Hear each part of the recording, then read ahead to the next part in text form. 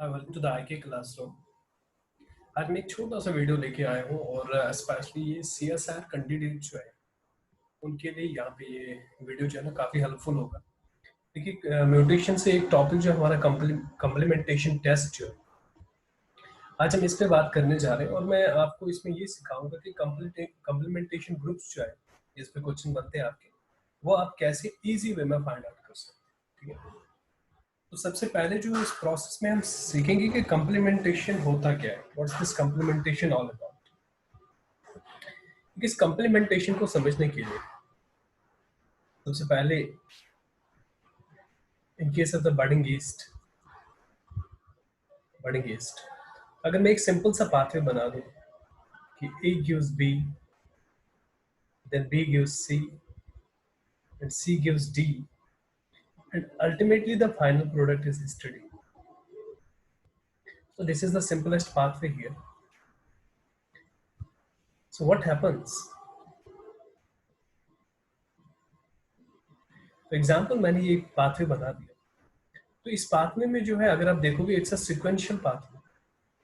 तो यहाँ पे मान लो इस रिएक्शन के लिए स्टेप के लिए जो एंजाइम रिस्पॉन्सिबल है दैट्स E1 और जो इस स्टेप के लिए रिस्पॉन्सिबल है that's E2 and here the enzyme used is E3 and likewise here the enzyme is E4। अब जो E1 एंजाइम है इसके लिए कोई जीन तो रिस्पॉन्सिबल होगा, से दैट इज G1 और मैं प्लस यहाँ पे इसलिए दे रहा हूँ that means it is the functional gene, it's the normal gene. Similarly E2 enzyme के लिए जो जीन रिस्पॉन्सिबल है दैट इज G2 और जो E3 एंजाइम के लिए responsible that is G3। Similarly for E4 it is G4। सो कहने का मतलब ये है जब तक ये सारे जीन्स नॉर्मल है तब तक ये सारे एंजाइम जो है ना नॉर्मली जो है यहाँ पे फॉर्मेशन इनका होगा, तो अल्टीमेटली जो ये पाथवे है ये नॉर्मली रन करेगा और हिस्टिडीन का फॉर्मेशन। फॉर एग्जांपल अगर मैं अब डिफरेंट स्ट्रैंड्स लेता हूँ, say for example strand 1, in case of the strand 1 suppose there is no histidine formation, तो अब हो सकता है कि जो स्ट्रैंड 1 में हिस्टिडीन नहीं बन रहा है हो सकता है वो जीन 1 की म्यूटेशन की वजह से हो या जीन 2 की या जीन 3 या जीन 4। इन जीन में से कोई भी जीन जो अगर म्यूटेट होता है तो उस केस में यहाँ पे हिस्टिडीन जो है ना नहीं बनेगा। से फॉर एग्जांपल स्ट्रैंड 1 में जो जीन यहाँ पे हिस्टिडीन नहीं बन रहा है, say for example it is due to the mutation in gene 1, so it is due to this mutation, so it is due to mutation in gene 1। Similarly अगर मैं यहाँ पे स्ट्रैंड 2 ले लूँ और उसमें भी अगर हिस्टिडीन का फॉर्मेशन नहीं हो रहा है, for example that is due to the mutation in gene 2। Similarly जब मैं स्ट्रैंड 3 लूंगा तो उसमें भी हिस्टिडीन नेगेटिव मिलेगा and let us see that is due to the mutation in gene 3। देखिए जैसे मैं स्ट्रैंड 1 की बात कर रहा हूँ कि जीन 1 में म्यूटेशन है इसलिए हिस्टिडीन नहीं बना, तो दैट मीन्स बाकी जीन इसमें नॉर्मल है, बट जीन G1 न बनने की वजह से जो पाथवे सारा जो पाथवे है वो रुका हुआ है और हिस्टिडीन जो है ना वो नहीं बनी। तो सिमिलरली अगर मैं स्ट्रैंड 4 की बात करूं, से फॉर एग्जांपल अगर उसमें हिस्टिडीन नहीं बन रहा है and let's suppose that is due to the mutation in gene 4, तो यहाँ पे मैं स्ट्रैंड 5 लूंगा और स्ट्रैंड 5 में हिस्टिडीन नहीं बन रहा है, तो मान लेते हैं कि स्ट्रैंड 5 में जो हिस्टिडीन नहीं बन रहा है वो भी जीन 2 की म्यूटेशन की वजह से। और सिमिलरली अगर मैं स्ट्रैंड 6 यहाँ पे ले लूँ तो मान लीजिए उसमें भी हिस्टिडीन नहीं बन रहा है and that is due to the mutation in gene 3। No let's understand this process. देखिए तो इसका मतलब ये हुआ जो स्ट्रैंड 1 के यहाँ पे ऑर्गेनिज्म है, ठीक है ना, they can not make their histidine because the mutation in gene 1। Similarly जो strand 2 के हैं they can also not form the histidine because of the mutation in gene 2। तो अगर मैं दो strands को combine कर दूं, now I'm combining the two strands,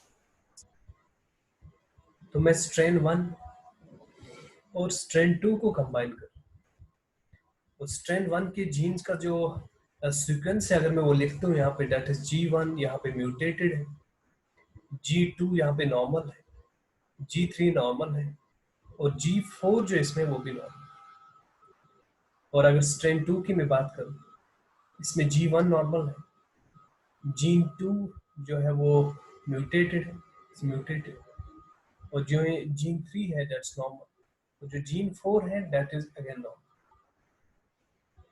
तो जब हमने इन दो स्ट्रैंड्स को कंबाइन किया, तो हमने यहाँ पे देखा कि हिस्टिडीन का फॉर्मेशन हो गया। तो इससे हमें ये पता चला कि जो एक्चुअल इन दो स्ट्रैंड्स में जो जीन है, the different genes are muted. देखिए, अगर सेम जीन्स म्यूटेटेड होते तो यहाँ पे हिस्टिडीन नहीं बनता। सिंस यहाँ पे डिफरेंट जीन जो है ना म्यूटेटेड है, स्ट्रैंड 1 में G1 है और स्ट्रैंड 2 में G2 है, तो जो G2 का काम है वो यहाँ पे स्ट्रैंड 1 का कर रहा है, और जो G1 का काम है वो यहाँ पे स्ट्रैंड 2 वाला कर रहा है। दैट मीन्स एक जो जीन जो है दूसरे जीन का म्यूटेट होने से कोई फर्क नहीं पड़ रहा है। और ये तब पॉसिबल है जब म्यूटेशन जो है ना दो अलग अलग जीन्स में हो। तो ऐसे कॉम्बिनेशन को जहाँ पे जीन म्यूटेशन जो है ना डिफरेंट जीन्स में होगा, और यहाँ पे जो प्रोडक्ट है वो नॉर्मली फॉर्म होगा, तो we call it as the complementation. तो इसको हम कहते हैं कॉम्प्लीमेंटेशन। तो इसी तरह अगर मैं यहाँ पे दो स्ट्रैंड की बात करूं, that is strand 2 and strand 5, तो देखिए अब मैं दो स्ट्रैंड्स को कंबाइन कर रहा हूँ। तो इस टाइम में दो स्ट्रैंड्स को कंबाइन कर रहा हूँ, that is strand 2 and the strand 5।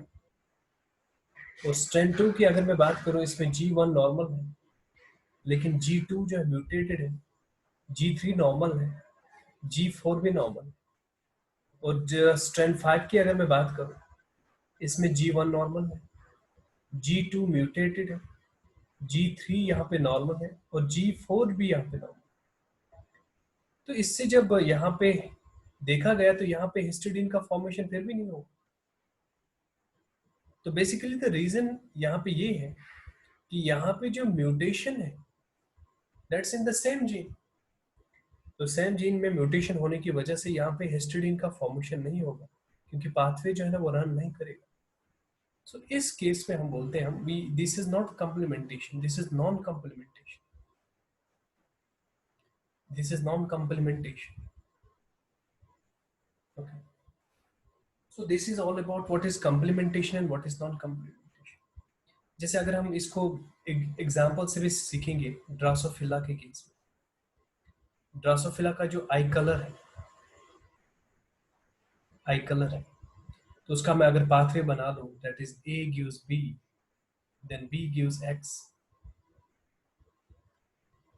तो X जो है that is the red colour under the normal condition, this is white, this is white. तो मान लेते हैं यहाँ पे जो पहले स्टेप में एंजाइम यूज होगा दैट्स E1, जो दूसरे स्टेप में एंजाइम यूज है दैट्स E2, और जो E1 के लिए जीन रिस्पॉन्सिबल है दैट इज जीन A, और जो E2 के लिए रिस्पॉन्सिबल है दैट इज जीन B। तो मान लेते हैं इस जीन B जो है, इसके दो अलील्स है यहाँ पे कैपिटल, चलो इसको ना थोड़ा सा डाउट ना हो जाए इसलिए हम इसको रिप्रेजेंट करेंगे G1 से, और ये G2। G2 के दो अलील्स है, कैपिटल बी स्मॉल बी, और जो G1 है इसके भी दो अलील्स है, कैपिटल ए स्मॉल। इसका मतलब ये हुआ, अगर आपको पहले केस में यानी G1 के केस में अगर आपको कॉम्बिनेशन इस तरह से मिल रही है, capital A capital A capital A small, तो दोनों केस में जो है ना E1 का फॉर्मेशन होगा। तो सिमिलरली अगर मैं G2 की बात करूं, अगर यहाँ पे कैपिटल बी होगा, कैपिटल बी स्मॉल होगा, तो दोनों के केस में E2 का फॉर्मेशन होगा। तो दैट मीन्स कॉम्बिनेशन ऐसी है कि अगर आपको पहले केस में ए मिला, दूसरे केस में बी मिला, तो आपको रेड कलर आई मिलेगी, नॉर्मल कंडीशन। अगर यहाँ पे कैपिटल ए स्मॉल ए होगा तो कैपिटल बी स्मॉल बी होगा, तब भी रेड कलर मिलेगा। लेकिन अगर दो में से एक भी कॉम्बिनेशन रिसेसिव हुई, फॉर एग्जाम्पल अगर यहाँ पे ए और यहाँ पे capital B capital, no doubt ये डोमिनेंट है, E2 का फॉर्मेशन होगा, लेकिन E1 का फॉर्मेशन नहीं होगा। और जब E1 का फॉर्मेशन नहीं होगा, तो दैट मीन्स पहला स्टेप ही नहीं होगा, तो कलर जो यहाँ पे व्हाइट रहेगा।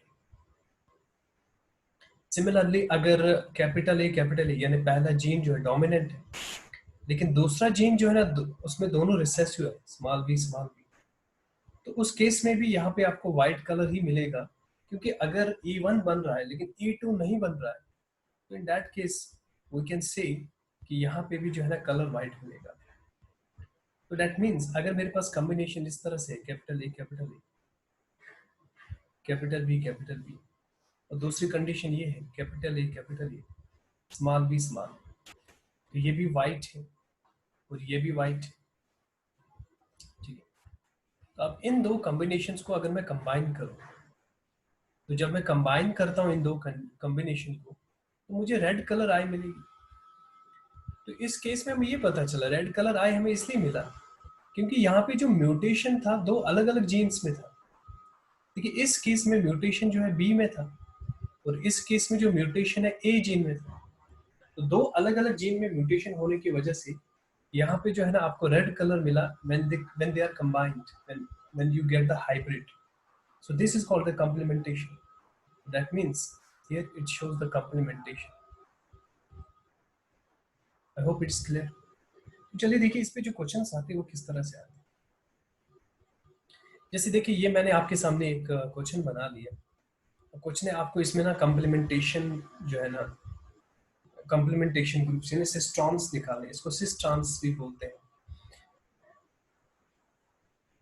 तो देखिए यहाँ पे ध्यान दीजिए, अब मैं आपको सबसे पहले ये बता दूं, यहाँ पे जो जीरो है वो रिप्रेजेंट कर रहा है नॉन कम्प्लीमेंटेशन, और यहाँ पे जो प्लस साइन है वो रिप्रेजेंट कर रहा है कम्प्लीमेंटेशन। तो अगर देखा जाए यहाँ पे नॉन कम्प्लीमेंटेशन तो एक तो 1 के नीचे है और 2 भी शो कर रहा है, 3, 4 और 5। अब इसमें जरा ध्यान दीजिए, जो 1 अगर हम देखें कि नॉन कम्प्लीमेंटेशन रिप्रेजेंट कर रहा है, लेकिन इसकी लाइन में यहाँ पे देखिए कोई नॉन कम्प्लीमेंटेशन शो नहीं कर रहा, तो ये एक अलग अपना ग्रुप बनाएगा 1। तो अगर मैं 2 की बात करूं, अब देखिए जो 2 नॉन कम्प्लीमेंटेशन शो कर रहा है, लेकिन इसकी लाइन में 5 भी आ रहा है, तो दैट मीन्स जो 2 और 5 है they will belong to the single complementation group, ठीक है, नॉन कम्प्लीमेंटेशन। तो जो थर्ड के केस में, थर्ड भी नॉन कम्प्लीमेंटेशन शो कर रहा है, लेकिन इसके साथ अगर देखा जाए तो 6 भी शो कर रहा है, तो दैट मीन्स 3 और 6 जो है ना they belong to the same group, ठीक है ना।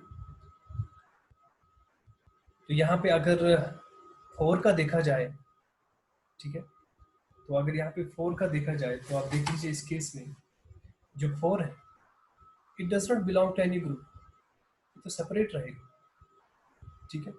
और 5 के केस में भी सेम सिमिलर, लेकिन 5 हमने देखा वो किसी कॉम्बिनेशन में वो ऑलरेडी आ चुका है, ठीक है ना।